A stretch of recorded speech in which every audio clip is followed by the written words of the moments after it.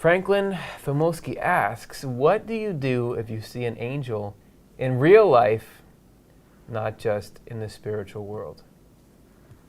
What do you do if you see an angel in real life? So let me see what I interpret this question as is you're talking about seeing an angel that seems to be, it's not that you have traveled out of your body or you're asleep or you're in some other place, but you're here and you're observing what feels like an angel in the context of the rest of life. Or that's how I'm reading it. Anyway, so what do you do? Yeah, well, Swedenborg has that wonderful chapter in Heaven and Hell on the power of angels.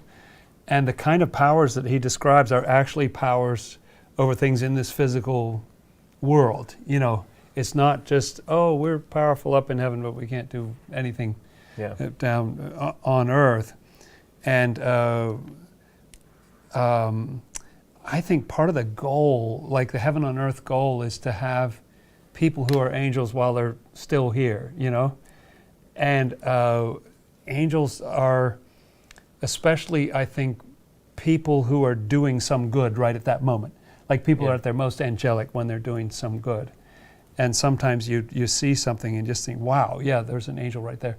And that's something that we can aspire to. We can be inspired by seeing that kind of goodness coming forth, because it's really supposed to come down here and do some good, not just be wonderful in the afterlife. It's sort of like augmented reality is where you're supposed to have your little, what did they used to call them, Google Glass. Right. I can see the world, but there's also like a heads-up display that's giving me information over it. Swedenborg did seem at times like he was sort of doing that he would be, while he's very much able to carry on conversation, there's an angel right there. Now, the angel isn't being supported by the floor like the rest, but it's occurring in the same plane.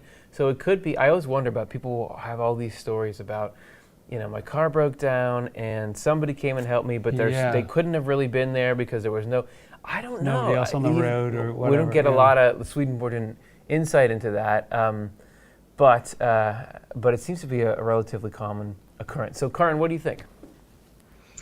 Well, an angel is a messenger. That's what the word angel means, I think. And so I would think you would just be thinking about what was the message, or I would be trying to absorb the message. And it seems that the message is always something about that you are loved and cared about.